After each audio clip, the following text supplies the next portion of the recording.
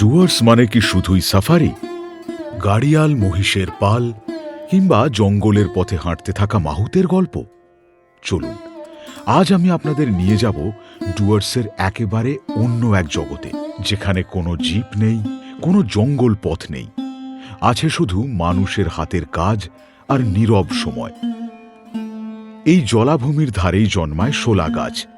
দেখতে খুব সাধারণ, কিন্তু ডুয়ার্সের গ্রাম বাংলায় এই গাছ থেকেই জন্ম নেয় এক নরম শিল্প, শোলার কদম ফুল। শোলা গাছের বাইরের অংশটা শক্ত, কিন্তু অভিজ্ঞ কারিগরের হাতে যখন সেটি ধীরে আর খুব যত্নে সরানো হয়, তখন ভেতর থেকে বেরিয়ে আসে এক মসৃণ দুধ সাদা হালকা অংশ। এই নরম শোলাই পুরো কাজের ভিত্তি। এই শোলাকে কাটা হয় খুব মনোযোগ দিয়ে, কখনো চওড়া শীট বা কখনো সূক্ষ্ম পাতুরি। প্রতিটি কাটে আছে চোখের মাপ, হাতের স্থিরতা আর প্রজন্মের পর প্রজন্ম ধরে তৈরি হওয়া এক নিঃশব্দ অভিজ্ঞতা। এখানে কোনো তাড়াহুড়ো নেই, এই কাজ সময় নিয়ে হয়। এরপর ধীরে ধীরে তৈরি হতে থাকে কদম ফুল, একটা একটা করে পাপড়ি, স্তরে স্তরে সাজানো। নরম সাদা শোলা চোখের সামনে এক পূর্ণাঙ্গ ফুলের রূপ নিতে থাকে।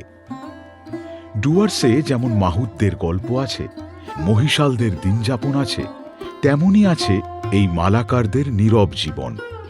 শতাব্দীর পর শতাব্দী ধরে তাঁরা এই শোলার কাজকে ধরে রেখেছে বাড়ির উঠোনে, পরিবারের মধ্যেই।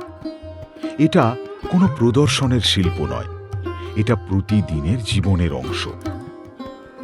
দেখতে খুব সাদামাটা, কিন্তু কাছে গেলে বোঝা যায় এই ফুলের প্রতিটি পাপড়ির ভেতরে রয়েছে সময়, ধৈর্য আর মানুষের সূক্ষ্ম স্পর্শ।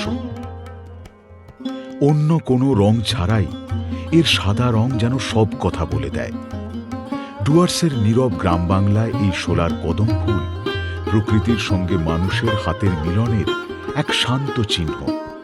ডুয়ার্স মানে শুধু পাহাড় বা জঙ্গল নয়, ডুয়ার্স মানে এই নীরব শিল্প, যা গড়ে ওঠে মানুষের হাতে।